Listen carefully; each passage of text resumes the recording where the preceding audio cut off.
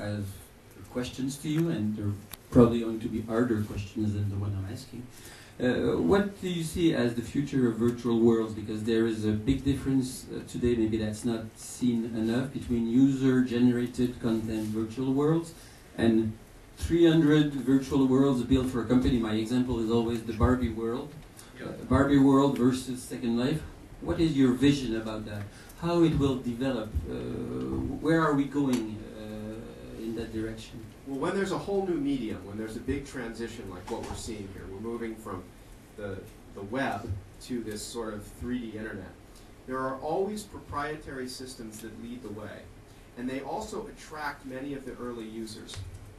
This was what it was, AOL, CompuServe. These were the proprietary systems that were more structured and that pulled everybody in and got everybody interested.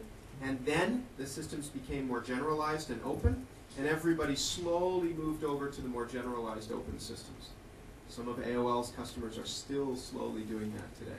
So there's a transition that has happened as these worlds have grown. So we anticipate that. We've tried to build for the greatest future. I think that the Barbie worlds and the Habbo hotels and the Worlds of Warcraft will be essentially maybe training people for the future. We're not going to try to compete with those companies. We're going to keep an open platform that is a palette for people to do anything. We're trying to build the most extreme future. We can get away with that because we're profitable. You know, it's working. I mean, at least it's working for the size of development team we have today. So we're able to stay alive and keep building the future now. And I think, you know, and then we should get to some questions. I mean, I think when we talk about the 3D internet, you know, what is the 3D internet, right? What's different? You know, what's so special about that? Well, I'll tell you my perspective on that. My perspective is that Second Life as a technology and the 3D internet, which I think is what Second Life will become, basically makes two small changes, but very important ones, to what we've been able to do with the web. The first thing is the one that's the easy one, which is that it allows us to take information. The web is basically a sharing of information amongst the whole world, ideally.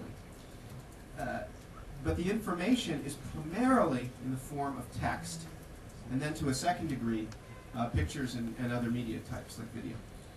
The text is connected together by hyperlinks, and information is presented worldwide in that way. Second Life and the generalized 3D internet allows the information to be presented in the perfect way for human beings, which is using the symbols that we have the most association, we have the greatest memory for, and the greatest sort of associative power for, and that is the stuff that we've grown up with all our lives. So the idea of a chair is a universal symbol to everyone, well, just about everybody on Earth knows what a chair is or what sunglasses are. It's a universal symbol. So if you can organize information using those symbols, it's much more powerful, it's more memorable, and its impact on people is greater. So that's the first thing that's different about this idea of the 3D internet, very important. The second thing is the one that we all know as users, which is that we are social animals. Human beings are social.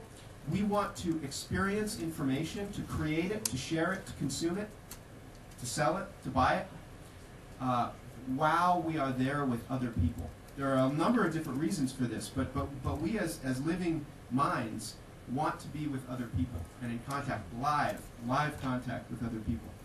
And so the second thing here that's a transformation is that this technology allows that. It allows information creation, consumption, and experience to be done with other people in real time. So those two things, iconic symbols that match our brains, and then the ability to do things socially, presence, the ability to do things with other people, that's the change that drives the 3D internet.